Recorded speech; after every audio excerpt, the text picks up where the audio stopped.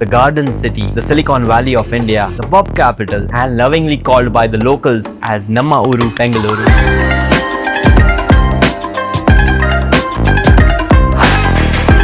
Hi, I am Ismail and welcome to this bustling beautiful city of Bangalore. Let's start this tour with me showing you the best of the places to visit in Bangalore. Now, most people visiting this city end up visiting a few malls, restaurants and Lal Bagh. But I'm going to divide all of the places that this city has to offer into 4 categories. So instead of giving you the boring list of sightseeing places right in the beginning, I will start with the most exciting category, for me at least, which is all the spots for entertainment, thrills and shopping in this city. Thanks to ClearTrip for sponsoring this video and giving discount codes exclusively for you guys. At number 1, we have Wonderla, Bangalore's biggest amusement and water park. 60 plus rides, water slides, wave pools and roller coasters. Ranked 7th among Asia's top 25 amusement parks, it's a full day of pure thrills for all ages. Best visited on a weekday to avoid the weekend rush. Number 2 are the top malls of Bangalore. So we have UV City here for the ultra luxury designer labels and rooftop dining. Then Forum Mall, Orion, Phoenix Market City and the Mall of Asia are all huge malls with mainstream brands, food courts, multiplexes and are always buzzing with weekend events. Then we have Funworld Snow City and Aquarium Paradise. Sitting in the heart of the city, this is a combination of 3 amusement parks. Funworld with thrill and land rides, Waterworld with water slides and pools, and Snow City, which is an indoor snow park. These are perfect for families wanting variety in one place. It does get very crowded on weekends. Plan your trip accordingly. In 2025, there also is Aquarium Paradise in this complex, which has been filled with unique displays of fishes and structures to show you the underwater life.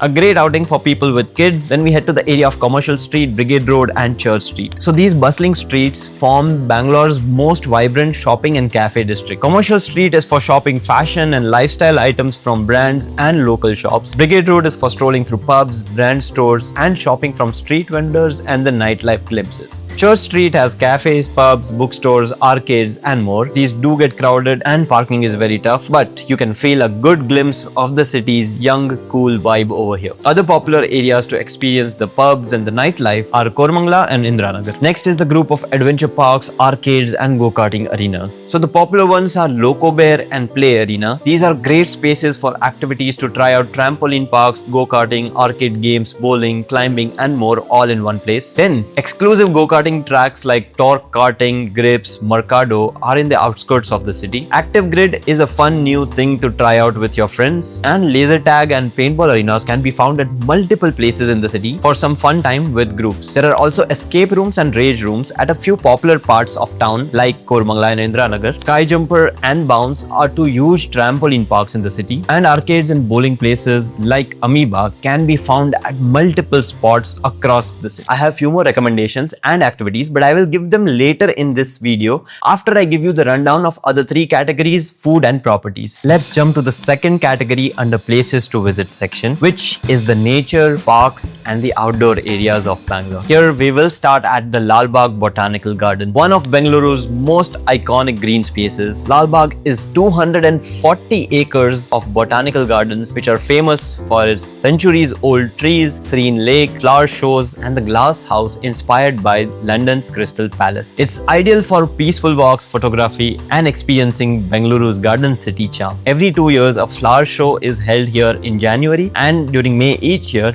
it has the Mango Festival. The next spot in this list is Kaban Park or the Sri Chamarajendra Park. The Kaban Park is a massive heritage park in central Bengaluru filled with bamboo groves, flowering trees, colonial era buildings, jogging paths and quiet shaded avenues. It's a favorite weekend escape for locals, cyclists, readers and photographers. There also is a Bal Bhavan next to it with children's rides and small amusement park vibe over here, and it sees a lot of crowds of families on weekends over here. Then we have the Bannerghatta National Park and the Safari. Located on the outskirts of Bangalore, Bannerghatta National Park combines a zoo, a butterfly park, safari rides and wildlife conservation areas. Visitors can spot lions, tigers, bears, elephants, deer and many more animals during guided jungle safaris. The zoo is very well made with open enclosures for many of the animals. The safari is genuinely a 5-star experience and you can avail the buggy facility to quickly take a tour of the entire zoo. Next in this category are the lakes of Bangalore. Bangalore. So these are some of the favorite urban spots of the locals. They are popular for sunrise walks, jogging, bird watching, cycling and peaceful evening views. Sankey Tank and the Alsur Lake are most popular with tourists because they are in the heart of the city. Other lakes like Madiwala Lake, Agara Lake are also nice to sit and chill at, but make sure to check the timings as they are mostly closed from 10 am to 4 pm. 10th on this list is the Nandi Hills. Nandi Hills is a scenic favorite local sunrise spot in the outskirts of Bangalore. You find misty roads, the ruins of historic fort and a cool weather, and it also gets very crowded on weekends. More interesting things like strawberry farms, vineyards, dams, kayaking spots recommended later in this video. Keep watching to find some offbeat gems. Right now let's jump to category number 3 in the places to visit section, which has the history, heritage and cultural spots of this city. Here we will start at Bangalore Palace. Inspired by England's Windsor Castle, Bangalore Palace is a royal Tudor style mansion featuring ornate carvings, vintage interiors, elegant courtyards and royal photographs. It is not as majestic as the Mysore Palace, which is owned by the same family, the Vodiyars, but this is a great photo stop in the city. We move on to Vidhan Sauda. This is Karnataka's grand legislative building and one of Bengaluru's most recognizable landmarks right next to Cubbon Park. Its massive neo-Dravidian architecture, illuminated evening facade and the central location makes it a popular photo stop. To visit inside and getting a tour is possible, but only on 2nd, 4th Saturdays or on all of the Sundays, for which you need to book a slot online. I will leave a link to that in the description below. Next we go to the ISKCON temple. ISKCON Bangalore is one of the world's largest Krishna temples, known for its grand architecture, devotional atmosphere, cultural exhibits and beautiful evening lighting. It attracts both devotees and tourists alike. The next on this list is St. Mary's Basilica, Bengaluru's oldest church and an important pilgrimage site, famous for its Gothic style architecture, stained glass windows and peaceful prayer halls. The annual September feast draws thousands of devotees over here. Now, I need to tell you about two great ways to explore this part of the city in this section. The first one is the open deck bus offering daily tours. You get to see the Vidhan Sauda, Cubbon Park, UB City and some more historic buildings as you see the skyline passing by around you on this bus. I found it to be a great photo op and a way to soak in the city without too much effort. You can book spots online through government's website. I will mention that in the description. Second are some walking tours with some local organizations that curate your experience. You can find them and see the tours around your travel dates from these organizations. I am leaving the names of these organizations on the screen, but the links to each of them are also available in the description. There are more spots in this category like Tipu Sultan's Palace and the Bengaluru Fort,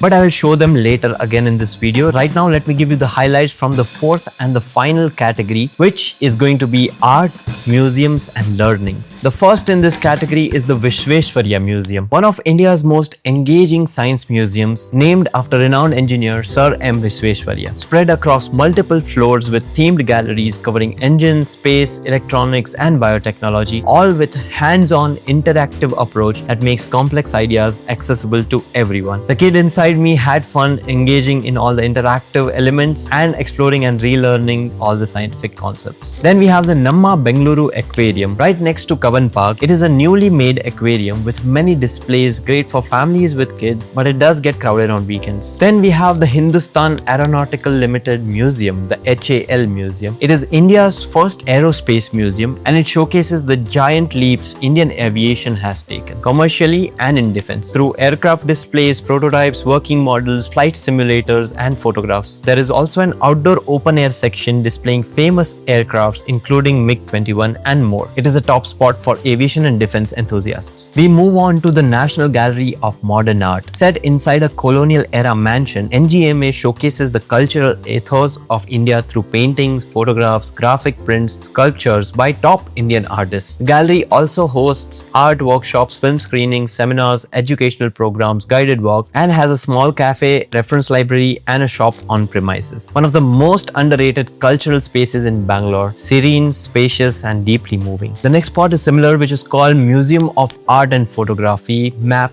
in short, which is a private museum spread across 5 floors, which includes art galleries, auditorium, a library, a multimedia gallery, technology center, a sculpture courtyard, a learning center, a research and conservation facility, and a really great gift store and a cafe. Arguably the most beautifully designed museum in Bangalore, a must visit even for a casual visitor. And 20th spot is the Indian musical experience. India's first interactive music museum. It covers everything from classical traditions and folk voices to Bollywood and experimental music across 8 internationally designed galleries. The Sound Garden is an open-air collection of musical sculptures outside, which uses wall-mounted xylophones, gong installations, and granite musical stones. You are encouraged to touch, play, and interact throughout. A great experience in this beautiful city. Now, if you have been watching this and thinking, man, I wish I had noted all this info down in one place, don't worry, I've got you. I have put together a complete PDF travel guidebook for Bangalore. Every place we will cover with timings, contact details, Google Maps links, property info, and multiple day-wise itineraries, all done for you. No need for note-taking and opening different videos and screenshots while you are enjoying your trip. The link to buy this PDF guidebook from our website is down in the description or right over here. The guidebook is aimed to help you in your trip planning, and your purchases can help us in making more such videos. It will be a win-win. We can also help you with one-on-one travel consultation and itinerary planning. I'll share more details about that later in the video. Now here's a little about nearby places that you can pair your Bangalore trip with. In just about 250 kilometers, you can visit some of the most popular spots in this region like Mysore, Coorg, Chikmagalur, Ooty, Hoganikal Falls, Lepakshi, Wayanad, and Pondicherry. We have videos about all these places documented in great detail. Browse them later and go explore in the best way you can. All in all, to conclude the highlights from places to visit section, I would say 2 to 3 days are more than enough to get a taste of everything this city has to offer. But there is obviously a plethora of so many interesting spots that this city can offer, so you can choose the ones that you genuinely find interesting. My job is just to document it all down so that you can pick the best ones and make your own itinerary. All these interesting spots I will give you at the very end of this video. Before that, let me help you plan some of the essentials. So let's sort your accommodation in Bangalore. I have compiled together a list of my best recommendations and categorized them in 3 budgets. The first are your budget options, second are your luxury options, third are comfortable options which are between luxury and budget. I'm going to quickly show you pictures and give you a list on the screen for all these recommendations. But to make it easier for you, I'm leaving a link to a free blog post where you can find all the direct booking links to all the properties that I'm going to mention next. So you can use that blog post as your guide to explore my recommended properties. Let's start with the budget category. In no particular order, we have the Hostel Bangalore in Indranagar, Little Blue Window Hostel, Local Central,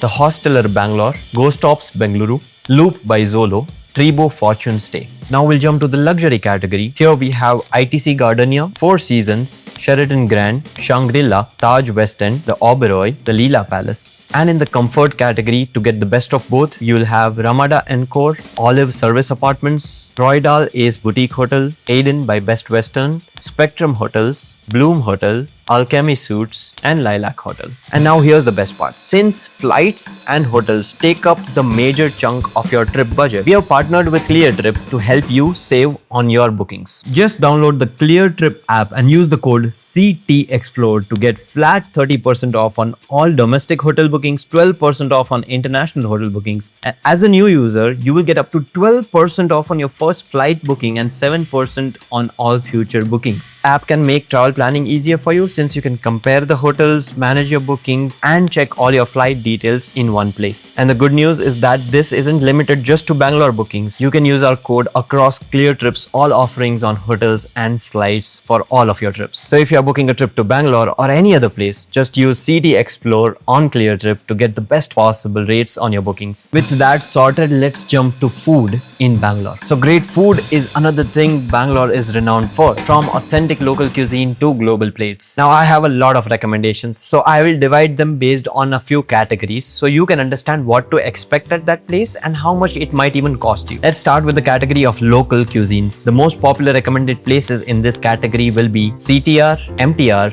Vidyarthi Bhavan, the Food Street at Vivipuram, Brahmins, Taza Tindi. These are local old school tiffin places, all vegetarian. There is minimal seating, the timing is very limited, but great food always. A little debated, but the Instagram famous Rameshwaram Cafe can also fall into this list. The OG food lovers don't recommend going here for the local cuisine, but I genuinely enjoy the taste. The next category is casual dinings or cafes. These are some of the spots which I love going to again and again for the great food they offer. These will be Truffles, Meghna's Biryani, Nagarjuna, Hole in the Wall, Claytopia, Jukebox, The Eat Street at HSR, The Only Place, 4-piece Pizza, and Beyond Burg. A good average budget for most of these places will be about 500 per person without any alcohol. Now we move on to the category of fine dining, award-winning, and global plates. These are exclusive, high-end, and pricey restaurants of Bangalore, but which are very well known and well reputed. They all offer different niches of food, so I will leave one-line descriptions to get an idea on what that place is. In this list, in no particular order, we have Farm Lore, India's #1 culinary culture, farm to table on a 37-acre estate. Falak, panoramic views, northwestern frontier cuisine, 17th floor of the Leela Hotel. La Cirque, I hope I'm pronouncing that right. Old world Italian fine dine elegance. Karavali, which has best coastal Indian food in the city. And also check out Nao Project and Wabi Sabi. Then we have Ban Pad Thai, which has Michelin Bib Gourmand Thai cuisine in Indranagar. Los Cavos, which has 2 Michelin starred Peruvian Latin in Indranagar.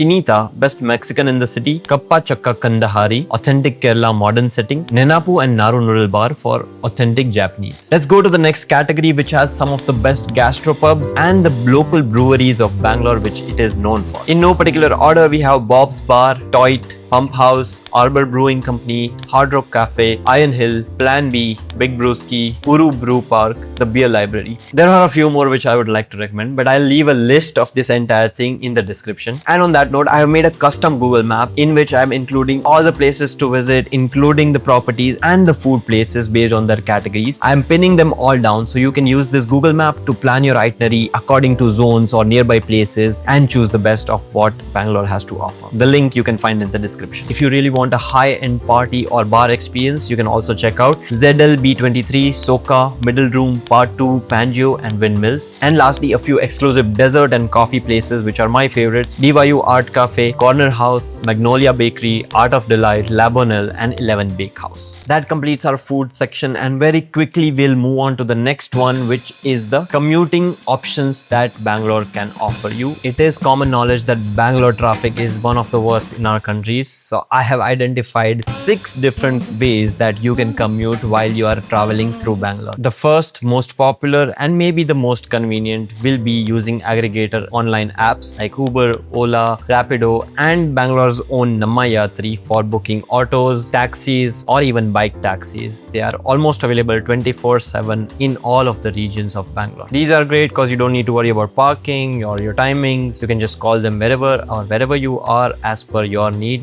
Head to the next spot. That leads us to the second category, which is renting a full day taxi. So all the aggregator platforms like Uber and Ola do offer you a outstation or a full day rental car as well with the driver. You kind of get connected with the driver quite instantly. But if you still want to book full day taxi with a local operator, then I'm recommending some of the well reputed ones on your screen that you can connect with to get a full day car with the driver as per your size and requirements. The third category is to rent a self-drive car. Bangalore has multiple options to get these, so I'm leaving a few well-reputed options and their contact details on your screen to get these. The fourth category is to rent a two-wheeler, which can be a great option if you are solo or are traveling on a very tight budget. Once again, Bangalore has many providers offering two-wheeler rentals. I'm leaving a few reputed ones along with their contact details on your screen. You can just reach out to them or their portals and book a slot online itself and head to the location to pick up your bike, and they'll give you all the instructions. Fifth and sixth categories are the public transport options, mainly the metro line and the bus services. Using the metro line might be much more convenient for an outsider. However, the downside might be the last mile connectivity, since the metro line network is little limited. It is the most efficient and time-saving method of moving through the city if both the destinations are well connected by metro. All the routes are very well documented on Google Maps itself for using the metro. The option of using the bus service is the cheapest. It is a very extensive and frequent network. It will take you some time to figure out the exact bus routes, the connectivity, the transfers, and some of the most popular routes can be very crowded at peak rush hours. So maybe not the most convenient. But again, if you need, Google Maps has great documentation down to the last timing and the last mile connectivity, including the transfers. So if you are up for an adventure, go for it. All in all, if you are a tourist coming from outside, I would recommend that you just use the online booking apps. That saves you a lot of time, hassle with finding parking, and overspending on your commute more than needed. You can pair a few destinations with metro connectivity when you have a very long distance to travel. With these headings sorted, the next obvious question could be how much would it cost and what should be the budget that you can keep for a trip to Bangalore. So let's assume the cost that a solo traveler who doesn't compromise too much on the budget but also doesn't go overboard with the luxuries will incur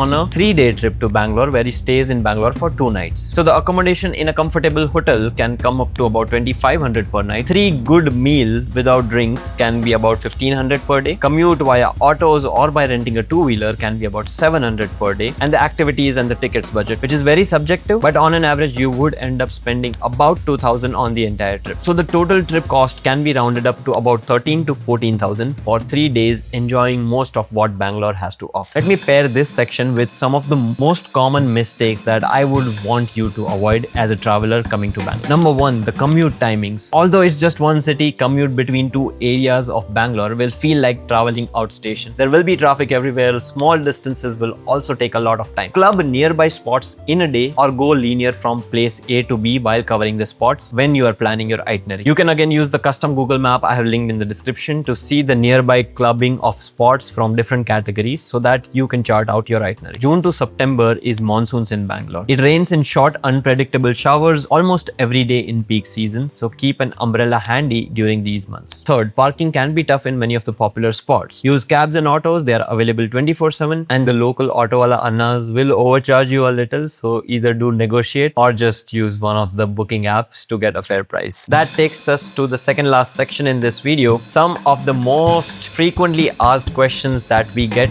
on most of our videos that I will answer for you. Number 1 will be, what is the best time to visit Bangalore? Honestly, Bangalore is an all year round destination. If you want to avoid the rains and a little bit of summer heat, then November to February will be the most pleasant time to enjoy this place. The other nearby destinations which I had mentioned earlier are also perfectly paired during this season, so it can be a good time. March to May are the hottest months in Bangalore. It might be a little uncomfortable, but it can be still enjoyed. We shot this entire video in April. The next question is, what is the best way to reach Bangalore? So Bangalore has the Kempegowda International Airport, which is almost 50 kilometers from the city. You need to keep a commute time of at least 1.5 hours to reach the airport or from the airport to the city. Flights from all the cities of India and many international cities do end up in Bangalore. Bangalore also has 4 main railway stations. The city station, which is the largest, which is KSR Bengaluru. Yeshwantpur is in north, and SMBT and Krishnarajpuram are towards the eastern side of Bangalore. Trains from all across our country do reach Bangalore. You need to check which station and the route of your train from the IRCTC website. Bangalore no doubt also has excellent road connectivity, so private and state-owned transport buses will take you from all the major cities from nearby states and from within the state to reach Bangalore. Driving your own vehicle is also a great option because all the major highways are great around Bangalore. If you are booking flights for your travel, you will obviously use code CT Xplore for discounts. But in case if you're traveling by bus or train, we have still got you covered. All you have to do is use the code CT Xplore on ClearTrip to get the best prices across hotels, flights, trains, and buses. Now the question of safety and solo travel. In my opinion, it is a very safe city. Just be mindful if you're headed to areas for nightlife like Church Street or Kormangala, you might not be too comfortable staying too late at night if you're not in a good comfortable company. Other than that, the locals are very friendly and the city has a beautiful kindness and charm to it. Lastly, traveling with kids or seniors. Honestly, there is nothing to worry about. Almost all places are accessible directly from vehicles and no intense physical effort would be needed, so you can enjoy your time with your families. Okay, that brings us to the last section, which is all the additional places from the 4 different categories that you can choose to explore more of Bangalore. Let's start the additional spots from the first category, which was entertainment, thrills, and leisure. Here we have Wells Jollywood, which is a movie-themed amusement park with land and water rides. It has museums, movie sets, and shopping with something for every age group. Then we have the IKEA store. A trip to IKEA can be a great experience for everyone. You can easily enjoy half a day here, enjoying the store experience of browsing and dining the food here. Make sure to use the metro line to reach here. The station location is well connected with the store. Then are the pet cafes of Bangalore. So here we have a fun few spaces for the pet lovers of the city. There are cafes like Snoopy Paws, Their Pup, Willy's, Furred by Charlie's, Meows and Muffins. People take their pets here and also enjoy the company of the furry friends who are residents of these cafes. Then the concerts, theatres and the events of Bangalore. PCPA, Jai Mahal, Rang Shankara, Rangoli Metro Art Center and many exhibition spaces constantly have so many diverse events, art, theatre and literary events happening throughout the city. You can find current events on Book My Show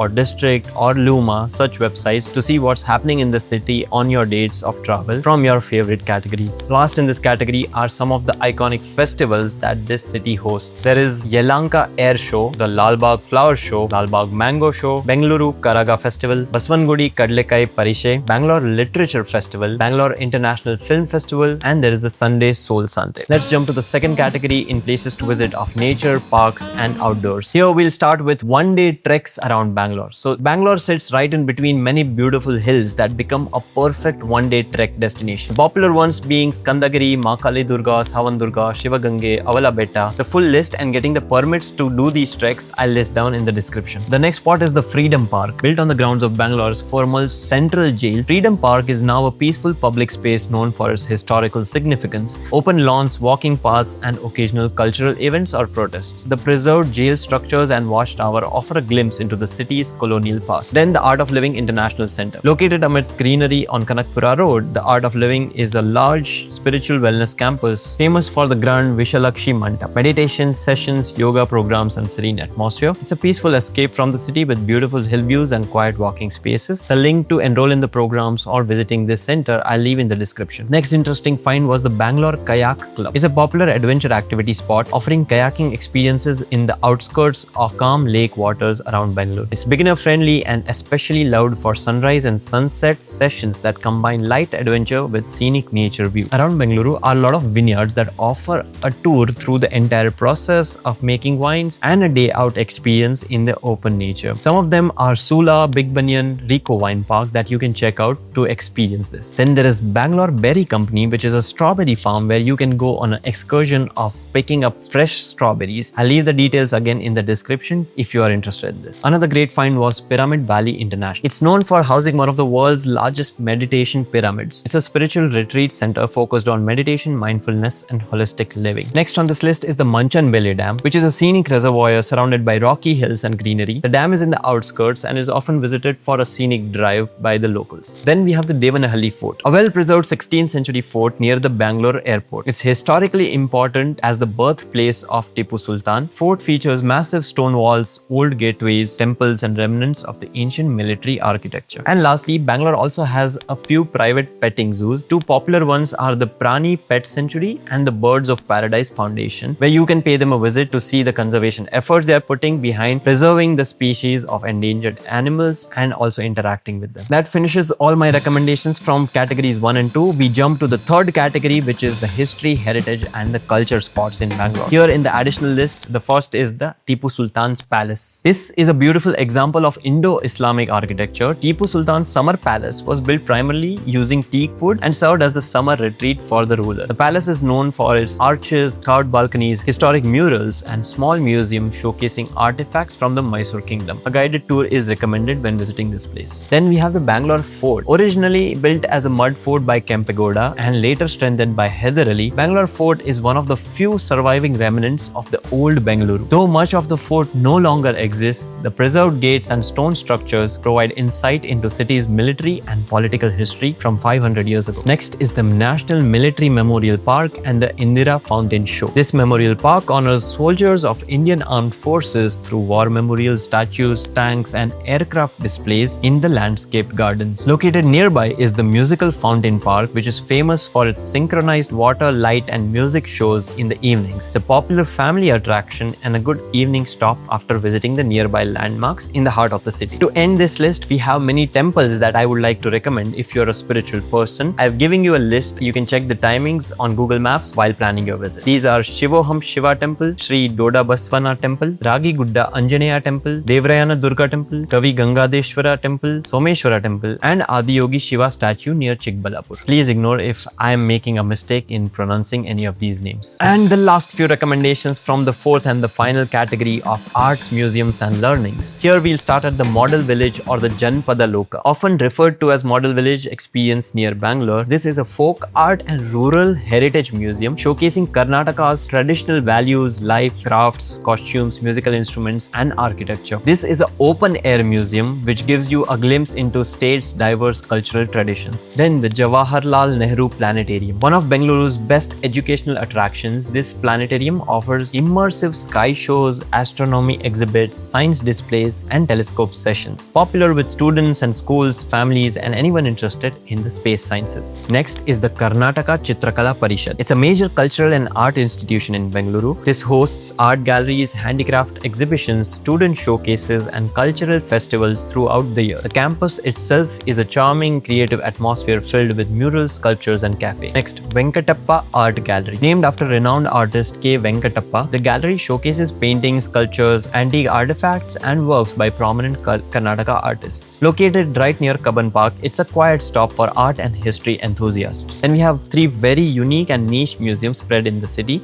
These are Traffic Police Museum, the Brain Museum and the Post Museum. The museums are small but very niche, and as the names might have given you the impression what to expect when visiting these. And last recommendation is the Param Science Center or Parsec. This is an interactive science center designed to make science engaging through hands-on exhibits, experiments, STEM activities and educational installations. A good spot if you're visiting with your children to encourage them into the learnings. Well, I have shared all the information which I had researched that a traveler might need while visiting Bangalore. Now here are a few points I would like to share with you before we conclude this entire crash course on Bangalore. First, if you have more questions or are looking for travel mates, you can join our Discord server and ask your queries or post your travel dates over there. Next, if you're curious as to what gears, equipments, gadgets and travel accessories we constantly end up using, then this is a quick list. ZV-E10 for camera, DJI Mini 2 drone, Insta360 X4 camera and our phones to make all the content. All other accessories, gadgets and travel products that we constantly use, I have pinned them on Amazon web store that we have curated the list. The link is in the description. We have also launched a range of cool everyday minimal design t-shirts. You can buy them and join the community of responsible like-minded travelers to show the support to our channel Explore the Earth. And reminding you again, you do not need to take notes. Travel Guidebook PDF for Bangalore is available on our website. It has maps, lists, booking links, phone numbers, itineraries and more information all compressed down in just 10 to 12 pages. And now coming to the one-on-one consultation which I had mentioned earlier in the video. A lot of people keep asking us if we can help them plan their itineraries based on their preferences since we know the destination in and out. So we have figured out a system to make that work. We now have a page on our website to book this consultation call. It will be a 30-minute video consultation where we note down your preferences, make an itinerary custom to you and then give you an entire walkthrough. We only provide these for the destinations that we have been to, researched and made videos on. You can find more details on our website. The link is in description or over here. Also, we have a banger Instagram page. Go follow there, stay in touch, say hi to us in our DMs. Before going, subscribe and like this video. It genuinely helps us in growing this channel and reach more people like you. I will see you in our next video. Until then, keep exploring.